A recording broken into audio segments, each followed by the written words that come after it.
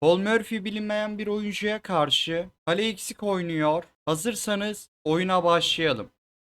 E4, E5, at F3, at C6, fil C4, İtalyan açılışı fakat kale eksik, fil C5, B4, B piyonunu feda ederek C3 D4 sürüşleriyle merkezi ele geçirmek ve gelişim üstünlüğünü ele geçirmek istiyor. Fil alır B4, piyon fedasını kabul ediyor. C3, tempoyla fili isteyerek D4 sürüşünü hazırlıyor. Fil A5, D4. Murphy ideal. D4, E4.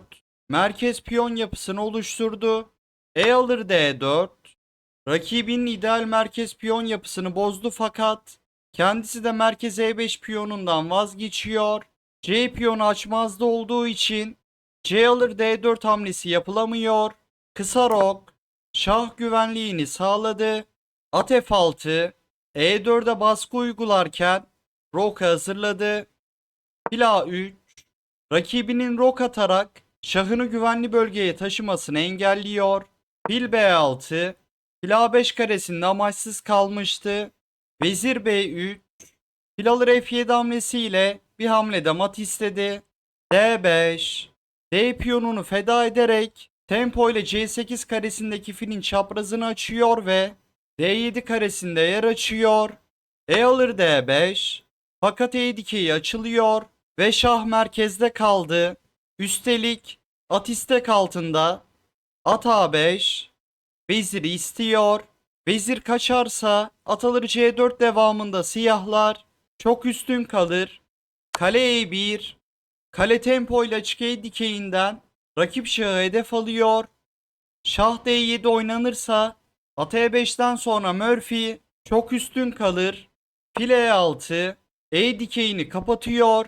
Fil alınırsa Murphy'nin de veziri istek altında. Kale eksik başladı oyunda Murphy mükemmel bir vezir fedası yapıyor. D alır E6 çift ünlem. Veziri bıraktı. Şah çekerek F7'yi almak istiyor. Burada at alır C4 hamlesiyle devam etmek en iyisiydi. Murphy'nin hafif üstün olduğu bir oyun olurdu. At alır B3. Çift soru veziri alıyor. Ve bu konumda 6 hamlede mat var. E alır F7. Şah çekerek F7'yi aldı. Şah D7 zorunlu. Fil E6. Şah C6 zorunlu. At E5. Şah B5 zorunlu. Fil C4. Şah A4 yapılırsa A alır B3. Şah A5 devamında fil B4 ile Murphy mat eder. Şah A5, fil B4, şah A4 zorunlu. A alır B3. Murphy E8 karesindeki şahı A4'e kadar sürükleyerek mat ediyor.